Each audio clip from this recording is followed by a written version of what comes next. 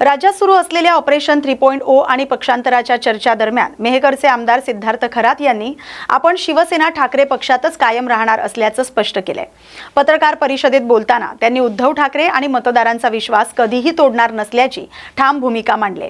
Social मीडियावरील हमें याद रखना या पोस्टचा चुकीचा अर्थ लावण्यात आल्यानं पक्षांतराच्या अफवा पसरवल्याचं त्यांनी सांगितलंय। केंद्रीय मंत्री प्रतापराव जाधव यांच्या सोबतच्या भेटी या केवळ सामाजिक आणि सार्वजनिक कार्यक्रमांपुरत्याच मर्यादित असल्याचं स्पष्ट करत सत्ता किंवा पदापेक्षा निष्ठा आणि जनतेचा विश्वास अधिक महत्त्वाचा असल्याचं खरात यांनी नमूद केलंय।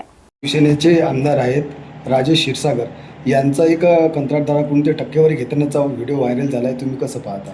तर शिंदे साहेबांची जी काही फौज आहे ओव्हरऑल मागच्या वेळेस गेलेली आणि आत्ता सुद्धा गेलेली, या सगळ्यांचं तुम्ही त्यांचं ओव्हरऑल त्यांचे रेकॉर्ड्स पहा सगळ्यांचे। यांचं जे नैतिक ज्याला म्हणतो आपण विचारधारा, हे जर पाहता यांच्याकडे कुणाकडेच काही आधार नाही आहे। ते फक्त पैसा, संपत्ती, तोडफोड आणि म्हणजे तेच पक्ष ते स्वतःलाच फक्त समोर ठेवतात, बाकीच्यांना विरोधक त्यांना नको आहे।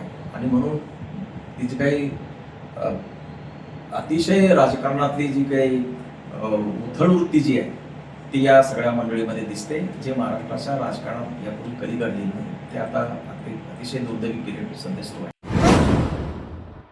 देऊळगाव राजा तालुक्यातील वाकी इथं शहीद जवान पंडित मच्छिंद्र हिवाळे यांच्या स्मृतीप्रित्यर्थ उभारण्यात आलेल्या वीर सैनिक स्मारकाचं लोकार्पण उत्साहात पार पडलं।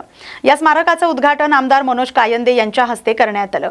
कार्यक्रमाला माजी आमदार तोताराम कायंदे, माजी सैनिक संघटनांचे पदाधिकारी, परिसरातील आजी माजी सैनिक, शहीद जवानांच्या वीरपत्नी आणि वीरमाता तसंच ग्रामस्थ मोठ्या संख्येने उपस्थित होते। यावेळी मान्यवरांनी शहीद जवानांच्या शौर्याला अभिवादन करून त्यांच्या बलिदानाचं स्मरण केलं। गोंदिया जिल्ह्यातील तिरोडा इथं शेतकरी, विद्यार्थी, बेरोजगार आणि महिलांच्या विविध मागण्यांसाठी भव्य आंदोलन करण्यात आलं। या आंदोलनात तिरोडा आणि गोरेगाव तालुक्यातील शेतकरी, युवक आणि महिलांनी मोठ्या संख्येनं सहभाग घेत सरकारविरोधात घोषणाबाजी केली। शेतकरी कर्जमाफी, नीट पेपर फुटी प्रकरण, वाढती बेरोजगारी तसंच लाडकी बहीण योजनेतील लाभार्थी महिलांच्या प्रश्नांकडे सरकारनं तातडीनं लक्ष द्यावं अशी मागणी आंदोलनकर्त्यांनी केली। यावेळी माजी आमदार दिलीप बनसोड यांनी केंद्र आणि राज्य सरकारवर टीका करत शेतकरी आणि विद्यार्थ्यांच्या प्रश्नांकडे दुर्लक्ष होत असल्याचा आरोप केलाय। एसटी कॉलनी जाधववाडी इथं वटसावित्री पौर्णिमेनिमित्त महिलांनी पारंपरिक पद्धतीनं वटवृक्षाची पूजा करून पतीच्या दीर्घायुष्य, उत्तम आरोग्य तसंच कुटुंबाच्या सुख समृद्धीसाठी प्रार्थना केली। पारंपरिक वेशभूषेत सजलेल्या महिलांनी वटवृक्षाभोवती फेऱ्या मारत विधिवत पूजा अर्चा केली। धार्मिक आणि उत्साहपूर्ण वातावरणात पार पडलेल्या या कार्यक्रमानंतर महिलांनी एकमेकांना शुभेच्छा देत सामाजिक ऐक्याचा संदेश दिला। दोरा बांधला होता तेव्हापासून ही प्रथा चालू झाली। वट सावित्री व्रताशी संबंधित एखादी खास आठवण आहे? कोणासाठी काही आठवण असेल ना? हां, गौरवाने काही दिला असेल ना आठवण? नाही, अजून तर काही भेट दिली नाही। मागायची आणि भेट नको पण फक्त त्यांना सुखी ठेवा देवा आणि एवढीच इच्छा आहे। जाता जाता काय संदेश द्याल बाकीच्या तुमच्या एसटी कॉलेजच्या वासियांना? काही नाही, आता पहिल्यापासून परंपरा जशी चालू आहे वटसावित्री पौर्णिमेची अशी नेहमी चालत राहू, पुढच्या पिढीने पण ही पूजा करत राहू। काही नाही मागितले, तुमच्या पतिदेवांना सुखी ठेवा, जन्मदिनी तेच पती त्यांच्यासाठी उपास केला आहे। किती वर्षापासून करतो? मी लग्न झालं तेव्हापासून करते। ही परंपरा किती वर्षापासून चालू आहे? जेव्हापासून आम्हाला कळतं तेव्हापासून आईच्या सगळ्या करायचं, तर मग आम्ही पण करतो। या आदर्श ऐकून घेतलं? हो, या व्रताची परंपरा कोणाकडून ऐकून घ्यायची? आजच्या पिढीने या परंपरेत सहभागी व्हावे असं वाटतं का तुम्हाला? परंपरा आहे वट पौर्णिमेची, तशी परंपरा करणार सगळे लोक।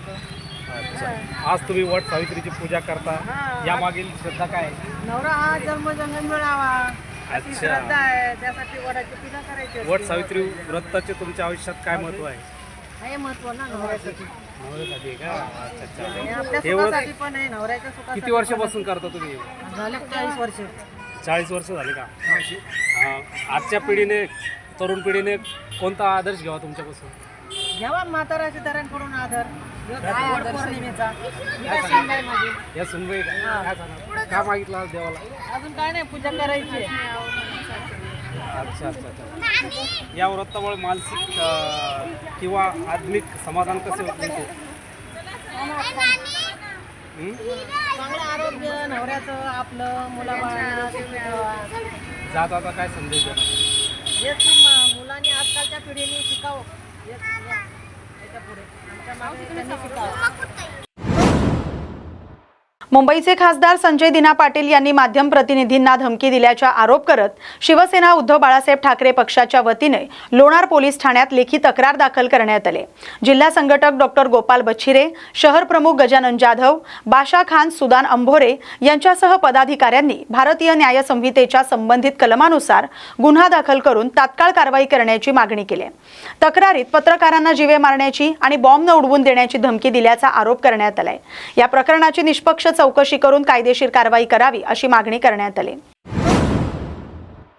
शेतकऱ्यांच्या संपूर्ण कर्जमाफीसह विविध मागण्यांसाठी महाविकास आघाडीच्या वतीनं छत्रपती संभाजीनगरमध्ये रास्ता रोको आंदोलन करण्यात आलं. या आंदोलनात खासदार सुप्रिया सुळे, आमदार रोहित पवार, काँग्रेसचे प्रदेशाध्यक्ष हर्षवर्धन सपकाळ, खासदार कल्याण काळे यांच्यासह महाविकास आघाडीचे पदाधिकारी, कार्यकर्ते, मोठ्या संख्येनं शेतकरी सहभागी होते. सरकारनं शेतकऱ्यांच्या मागण्या तातडीनं मान्य कराव्यात अशी मागणी आंदोलनकर्त्यांनी केली. या आंदोलनाच्या पार्श्वभूमीवर पोलिसांनी चोख बंदोबस्त ठेवला होता आणि आंदोलनादरम्यान प्रमुख नेत्यांसह अनेक कार्यकर्त्यांना पोलिसांनी ताब्यात घेतलं होतं आणि त्यानंतर त्यांची सुटका देखील करण्यात आली. रायगड जिल्ह्यातील महाड तालुक्यामधील बिरवाडी येथील एका 13 वर्षीय अल्पवयीन मुलीशी अश्लील चाळे करून तिला धमकावल्याप्रकरणी एका 25 वर्षीय महिलेविरोधात महाड MIDC पोलीस ठाण्यात पोक्सो कायद्याअंतर्गत गुन्हा दाखल करण्यात आलाय. महाड MIDC पोलिसांनी दिलेल्या माहितीनुसार दुपारच्या सुमारास बिरवाडी येथील एका घरात ही घटना घडली. भाग्यश्री नितीन गोधावडे असं या महिला आरोपीचं नाव आहे. या महिलेनं एका अल्पवयीन मुलीशी अश्लील वर्तन केल्याचा तसंच हा प्रकार कोणाला सांगितल्यास पीडित मुलीच्या आईला ठार मारून टाकण्याची धमकी दिल्याचा आरोप आहे. फिर्यादीत हा आरोप करण्यात आलाय. या प्रकरणी पीडित मुलीच्या पालकांनी दिलेल्या तक्रारीवरून महिला आरोपी विरोधात पोलीस ठाण्यात तक्रार दाखल करण्यात आली. पुढील गुन्हा देखील दाखल करण्यात आलाय. पुढील तपास सुरू आहे. रायगड जिल्ह्यातील गोरेगाव येथील अल हसन इमारतीच्या मुख्य कॉलमचं कॉन्क्रीट निखळून पडल्यानं इमारतीतील 32 कुटुंबांच्या सुरक्षिततेचा प्रश्न निर्माण झालाय. या घटनेमुळे रहिवाशांमध्ये भीतीचं वातावरण निर्माण झालंय. प्रशासनाकडे तातडीनं कारवाईची मागणी करण्यात आली. सकाळी अल हसन इमारतीच्या मुख्य कॉलमचं कॉन्क्रीट निखळून आतील स्टीलचे बार वाकलेल्या अवस्थेत दिसून आले.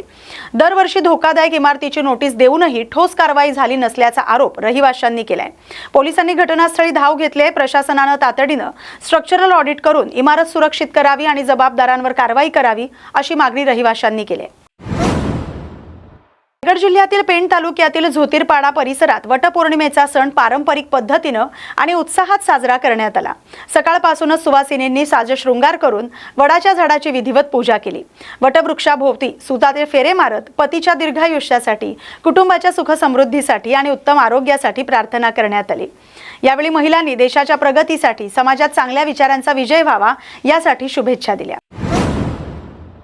धाराशिव जिल्ह्यातील कृषी विभागातील कथित भ्रष्टाचाराच्या निषेधार्थ महिलांनी पुण्यातील सेंट्रल बिल्डिंग इथं अनोखं आंदोलन केले. मागण्यांकडे सरकारचं लक्ष वेधण्यासाठी काही आंदोलनकर्त्या महिला थेट इमारतीच्या भिंतीवर चढून बसल्या. या प्रकारामुळे परिसरात काही काळ तणावाचं वातावरण निर्माण झालं. कृषी विभागातील कथित घोटाळ्याची सखोल चौकशी करून दोषींवर कठोर कारवाई करावी अशी मागणी आंदोलनकर्त्यांनी केली. आंदोलनाची दखल घेत कृषी विभागाचे अधिकारी घटनास्थळी दाखल झाले आणि आंदोलनकर्त्यांशी चर्चा सुरू केली. धुळे शहरातील जुना आग्रा रोड परिसरात तृतीयपंथी बांधवांनी वटपौर्णिमा पारंपरिक आणि भक्तिभावानं साजरी केली.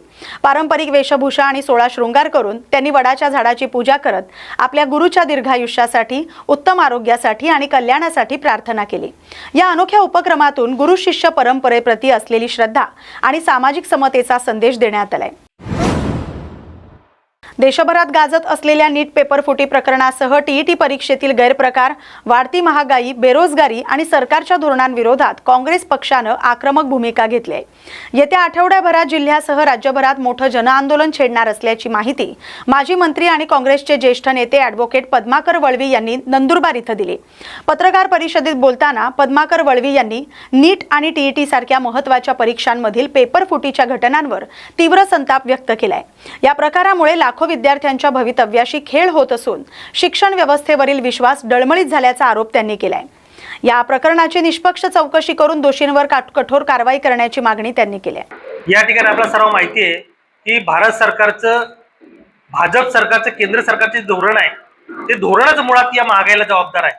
की जसं की गॅसचे या ठिकाणी किमती वाढल्यात, पेट्रोल डिझेलच्या किमती वाढल्यात, या ठिकाणी खतांच्या किमती वाढल्यात आणि एकूणच या सर्व जे इंधन आहेत, ऊर्जा करणाऱ्या जे कंपन्या आहेत त्याच्या ठिकाणी महागाई वाढल्यामुळे इतर बाजारात सुद्धा फरक पडला आणि जे काय जीवनावश्यक वस्तू आहेत, तेल असेल, नंतर अन्नधान्य असेल, त्याच्या किमती वाढल्यात आणि एकीकडे शेतकऱ्यांच्या किमती कमी झाल्या. शेतकऱ्यांच्या शेतीमालाला भाव नाही, मात्र मार्केटमध्ये आलेले जे वस्तू आहेत त्याला भाव वाढतायत, कारण याला केंद्र सरकारची धोरणं जबाबदार आहेत, राज्य सरकारची धोरणं जबाबदार आहेत.